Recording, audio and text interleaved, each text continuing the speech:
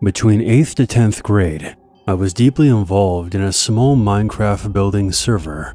The average age of the players was probably 15 to 17 years old, and we Skyped almost every day for hours. We quickly grew close and would follow each other on other social media platforms.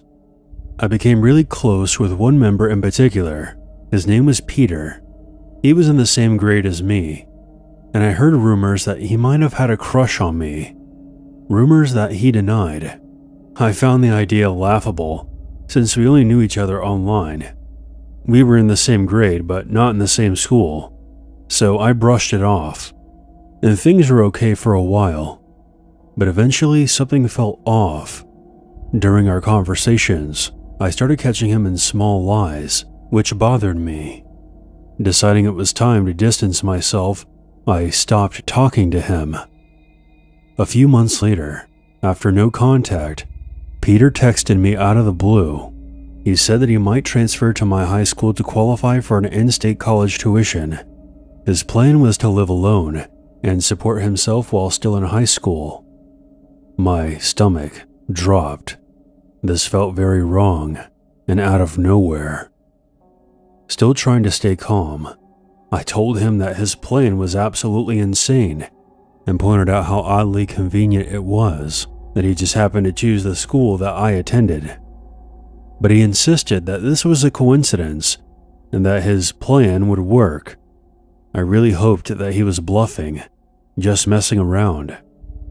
But a short time later, he claimed that he had already purchased plane tickets to visit my high school and stay in my town. Fear washed over me as I realized that Peter was serious and had an unhealthy attachment to me. He wasn't bluffing. To my horror, he posted a Snapchat photo from the airport. He asked me to meet up while he was in town, but I denied. Later on, his Snapchat account showed him touring my high school, taking videos and pictures, likely hoping that I would see them. Fortunately, I was home with pneumonia that day and didn't have to face him. Over the next few days, I was on edge, terrified that he would show up at my door. Luckily, he never figured out where I lived, and eventually he flew back home, abandoning his plan.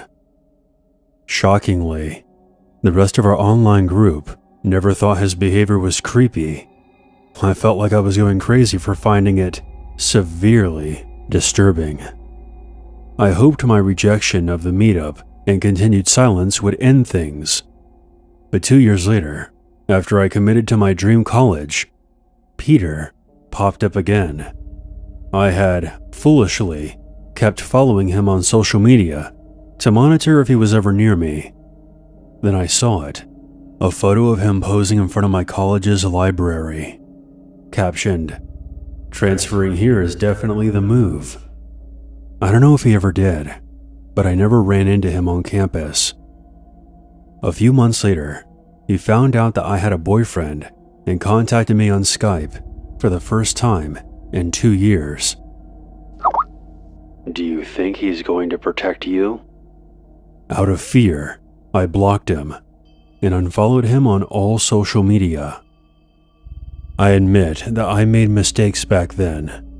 I was young, scared, and surrounded by people telling me this wasn't a big deal. He hasn't tried to contact me since, but that doesn't mean he isn't still watching me.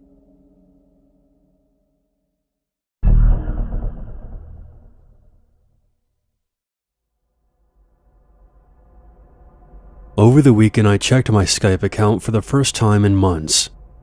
I had a contact request from the username Young Love Money. Curious, I added them to see more of their info. It didn't reveal much. Later that day, the account tried calling me. I didn't answer. I had zero desire to speak to someone I didn't know. Then the rogue account sent 5 messages. "Hey. How are you? You there? What's up? Hello?" Another call came through, then another, and another. The account kept changing its username as well. The calls came every 5 minutes or so. Soon, the messages turned angry and sexual. What the fuck? How come you're not answering? I can't stop thinking about how I'm gonna fuck you. I want you to see what it looks like. There was more, but you get the idea. I blocked the user, but the calls and messages persisted from other accounts. I just ended up logging off my computer. My boyfriend was coming over that night, and I would deal with this later. Later on, my boyfriend and I went to my father's house to watch a football game with him and some other family members. He and my mother had split up some time ago. He now lives with my brother, his current wife, and her son. While I was there, I was now receiving nasty text messages on my phone. On the drive over, I had told my boyfriend what was going on with my Skype account, and I was now getting the same kind of messages on my phone. He suggested I call a number to see who picked up. I did. And here's where things get a bit fucked. My stepbrother's Skype started ringing.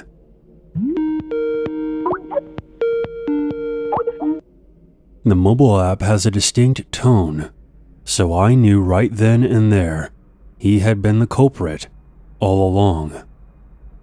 He scrambled for his phone and stopped the call just as mine hung up. He then bolted upstairs and didn't come back down for the rest of the night. My stepbrother is a 29-year-old, 6'4", 260-pound, jobless man-child. He would always make me feel uncomfortable with his temper, space-invading habits, and inappropriate jokes at odd times. Now I was extremely nervous. I didn't want to tell my dad though, for fear of putting his marriage under strain. Plus, I kinda knew his mom would side with her son anyway, and act like he had done nothing wrong. She's part of the reason he behaves this way. My real brother, who also lives there, has had some issues with him as well. But nothing ever gets done about it. My stepmother just laughs and says, "Oh, he's just giving you a hard time." Of course, my father is next to useless when it comes to this situation, which is super painful because my brother and I genuinely care about him a lot. My stepmother claims that her son has emotional issues and can't work because of his condition. I guess we're going to have to add only child syndrome to the DSM-5. Imagine being married to a woman who has a 29-year-old son who throws temper tantrums until he gets his way, and she always brushes it off like it's nothing. Now, hold on to your pants, because we're not done yet. Not by a long shot. There's more to this jigsaw puzzle. And if you're thinking that this is a story about my creepy stepbrother, you're only half right. The true horror of this story is my father's absolute failures, plural, when it comes to his relationships. My dad bends over backwards to avoid upsetting his wife, even at the expense of his own children. We had major issues with his last wife, the one he married after divorcing my mom. She turned out to be an attractive drug addict and a cheater. There was a time where he stopped seeing me because his wife was jealous of me. If she didn't want him to go somewhere, he would just stay home, and he would be upset with my brother and I if we complained about it in any way, accusing us of trying to wreck his new marriage. Once she was involved in a hit and run and claimed that I had borrowed her car and I was the one who did it. My father backed her up, telling me to stop lying and confess, but the police were able to prove that it was in fact her behind the wheel, not me. So yeah, my father is a bit of a fucking moron, and it took quite some time for our relationship to mend after that. My dad is fine with his current wife's son living there, because he's been sold on this condition from the start. Here is another fun fact. My father and my current stepmom were high school sweethearts once upon a time, and they were actually married before my dad met my mom when they were in their early 20s. Things didn't work out, and they ended up divorcing. 30 years later, they run into each other at a gas station and began dating again. They eventually remarried this past August. I actually get along with her quite well, and she is very good to my father. She just has a messed up son who's going to ruin everything. It's sad, but it is what it is. I'm not too worried for myself. I'm never alone with him, and I think this was a twisted game for my stepbrother's amusement. Like, haha, you don't know it's me. That was the initial plan anyway, until I caught him red-handed. I feel like he was using his Skype account to anonymously confess those things to me, and now I know he has had those thoughts. But I haven't heard from him since. Now whenever I visit my dad, he stays upstairs, never coming down. The holidays are going to be very awkward for us though. I don't want to exchange gifts or even be near my stepbrother at all. I've always found him creepy, but this was a whole new level of insanity.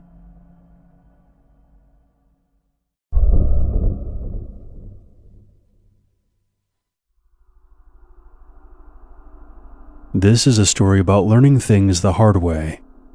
You can roll your eyes and point out all the bad decisions I made, and you would be right. But I would argue that good decisions can only be made with the knowledge of bad experiences. Let me start from the beginning. I'm a female, and I once had a friend who I thought of as a brother, someone I could talk to and trust with my deepest secrets. I met him at school during a sports day in my 4th year of secondary school. We'll call him Joshua. It was the last day before the holidays. We hung out with a group of others. We were laughing and enjoying ourselves. Afterward, we exchanged Facebook info. He didn't message me until midway through the holiday break, just saying hi and checking in. I was quite a bit of a loner back then, and I hadn't had a real friend since primary school, so I was flattered. We started talking on a regular basis. Around this time, I was moving houses, and he mentioned that he only lived 10 to 15 minutes away, meaning that we could hang out sometimes. I was excited. I had never had a friend over before, so it felt like a new experience. A year later, we were best friends. We discovered our mutual interests, walked around town, went to movies, swam, shared secrets. We did everything. But this is where things take a turn for the worse. He wanted this to be something more, but I just didn't have those feelings for Josh. In fact, I had a boyfriend named Charlie, and Josh was aware of this.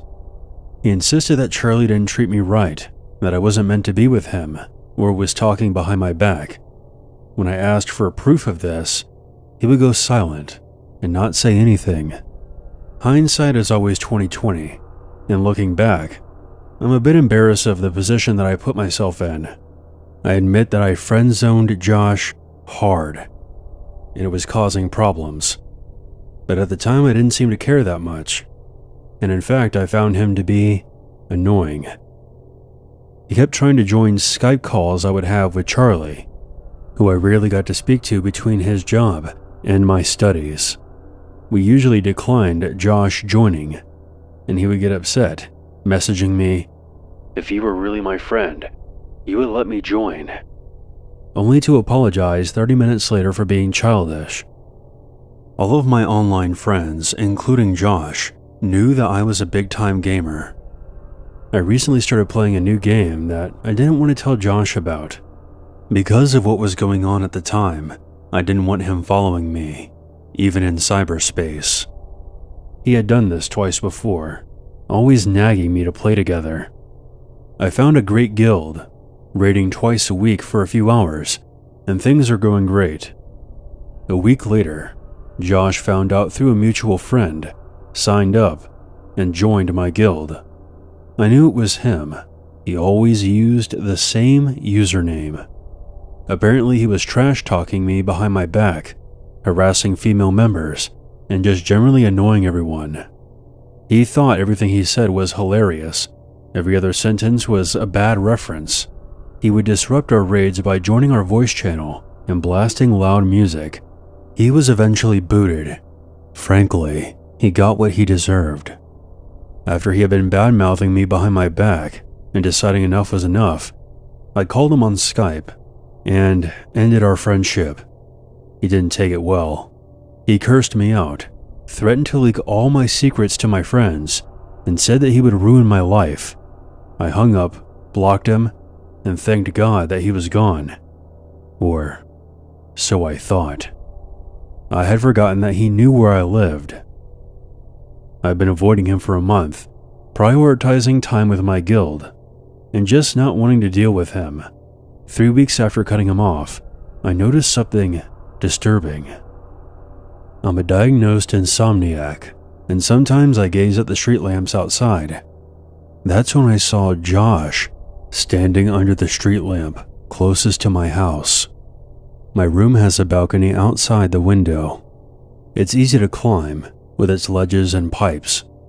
I've even snuck down that way before. I usually kept my window open because my room is so warm at night. At the time, I didn't have a fan, and the AC unit was broken, but that week had been freezing, so the window was closed. 15 minutes later, I saw him approaching my house and started climbing. I was so grateful that I had closed the window that night. It would have been easy to slip through otherwise.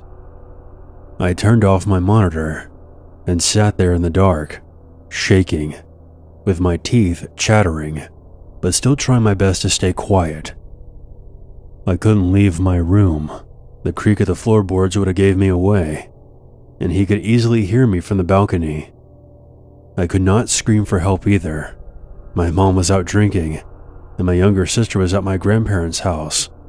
I was alone, and watched in terror as he approached the window. He tried opening the window, but it wouldn't budge from the outside. So he just sat there, staring into my bedroom. It became a waiting game. Minutes felt like hours. I had this awful feeling that if I made any noise, he would leap up and smash his way through. Around 5 a.m., my mom's car pulled into the driveway. Relief washed over me. She actually saw Josh and began yelling at him. I heard him scrambling back down the pipes. She initially thought that I had invited him over, but when I explained to her what was going on, she hugged me and said that she was glad I was okay. We called the police, but they said they couldn't do anything since he hadn't assaulted me. It's been 1.5 years now. I haven't seen or heard from Joshua since. He just simply vanished. Maybe that's for the best. Wherever you are, Joshua, I hope you got some help and moved on, because you came extremely close to going down a very dark path.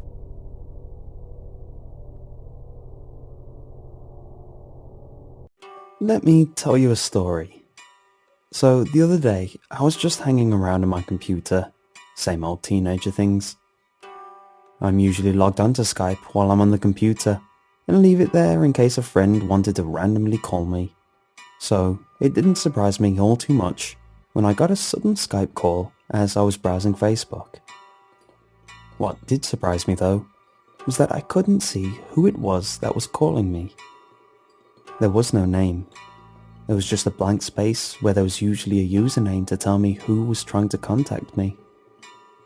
I figured it was just one of my friends playing a prank on me, so I just said the hell with it and accepted the call. There wasn't anybody there. It was completely black, so I hollered a hello. No response. There was nothing coming from my headphones. Not even the random background noise you hear when no one's speaking through the microphone. I decided to type out a message, simply sending another hello. There was no response to that either. I decided I would just leave it, but for some reason I opened up another window instead of ending the call. Just as I opened up Facebook again, I got a Skype message back. Don't back away from me. Well, that was pretty creepy, I thought. I decided to message back. "Who is this?" Suddenly, the sound turned on, and I heard a loud, wheezing laugh. The camera was still black, but then it flickered. I couldn't make out what I saw at all. It was like trying to catch and remember perfectly a single frame during a movie reel with your naked eye. Almost impossible. I figured it had to be one of my friends playing a prank on me. But don't get me wrong, it was working. I was scared witless. This time, I decided to speak fiercely. "Are you going to tell me who you are, dick?" I heard the wheezing laughter again, but this time, it came from behind me. I was almost sure of it. Not from my headphones. I spun around quickly, but it was far too dark to see anything. With a black screen from my Skype call and a dark wallpaper background, there wasn't enough bright light to see anything around my room. I decided I must be getting paranoid, and it was from my headphones, so I turned back around to the computer screen. I saw a small, dim light on the Skype video call. It seemed to be getting bigger and bigger. I shivered as I moved my head forward to get a closer look, and saw a person's head move over the dim light of the screen. That was my head.